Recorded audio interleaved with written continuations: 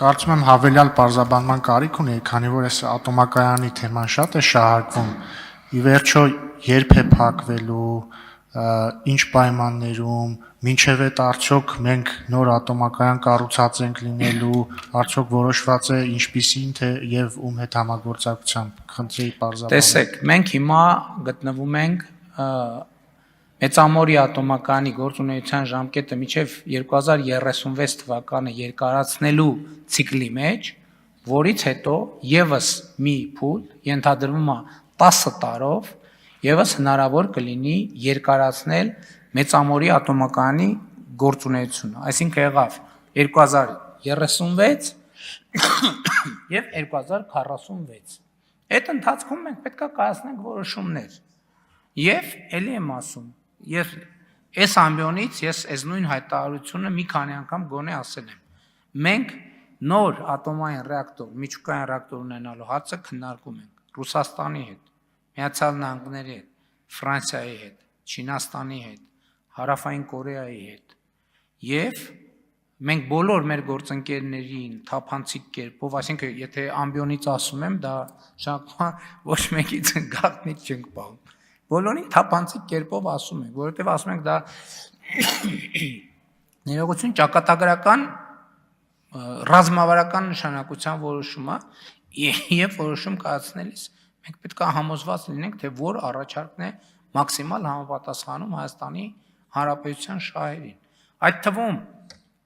Միջալոց մենք ուրիշ խնդիր ունենք։ Մենք ունենք խնդիր միջուկային էներգետիկայի շուկան լավ եւ ճիշտ ուսումնասիրելու երկարաժամկետ, որովհետեւ կա ուրիշ խնդիր։ Հիմա իհարկե մեր էներգետիկ համակարգում, եթե չեմ սխալվում, Մեծամորի ատոմակայանի արտադրած էլեկտրաէներգիայի սակագինը ամենաէժանն է, ճիշտ է։ Այստեղ ինչ խնդիր ունենք մենք նաև ասում եմ, որպես վերջին մի քանի անգամ ատոմային միջուկային էներգետիկային վերաբերված տարբեր գագաթաժողովներին մասնակցելով, քննարկումներ ունենալով, մենք կան գնահատականներ, որ միջուկային վառելիքի պաշարը ընդհանրապես,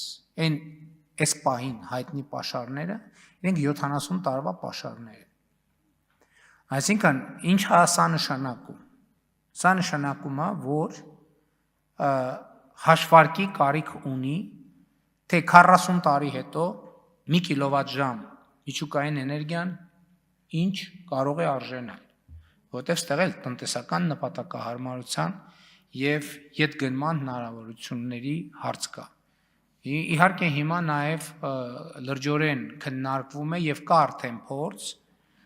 միջուկային վառելիքի երկրորդային հարստացման կամ երկրորդային միջուկային վառելիքը երկրորդ անգամ օգտագործած միջուկային վառելիքը երկրորդ անգամ օգտագործելու։ Իհարկե կան շատ ավելի հեռանկարային տարբերակներ, քանի որ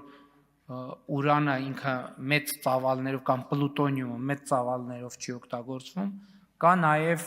մեծ հավանականություն, որ ի վերջո կլինի տեխնոլոգիա դրանք բերելու դիեզերքից, այսինքն այլ երկնային մարմիններից եւ այլն, բայց դրանք ստեղ խնդիրը հետեւյալն է, թե գինը ամենակարևորը, գինը ինչ արժենալու, խնդիրն այն չի, որովհետեւ ատոմակայան որ կառուցվեց, էական չի, ինչ միջոցներով է կառուցվի, դա պետքա տնտեսական, ֆինանսական սխեմա դրվի տակը, որպեսզի ներդրված գումարը վերադառնա։ Եվ այս է պատճառը, որ մենք հիմա կան գործընկերներ, որ մեզ ասում են շտապեցնում են, ասում են պետքա որոշում կայացնել ամենայն հարգանքով։ Մենք պետք է այս բոլոր նյուանսները հասկանանք, որովհետև եթե մենք ենթադրենք 5 միլիարդ, 4 միլիարդ, 6 միլիարդ ներդրում արեցինք ատոմակայան կառուցեցինք եւ ուրանի գինը 4 անգամ բարձրացավ, 5 անգամ բարձրացավ, 10 անգամ բարձրացավ։ Հիմա եկեք նայենք ոսկու գնի դինամիկային վերջին 10 տարում։ Իհարկե համեմատությունը տեղին չի եւ այդքան ուղիղ չի, բայց ենթադրենք մեկ է կարա պլուտոնիումի եւ միջուկային վառելիքի գինը կարա այդ դինամիկով սկսի աճել։ Դա ոնց է ազդելու մեր նախագծի բանի վրա, տնտեսական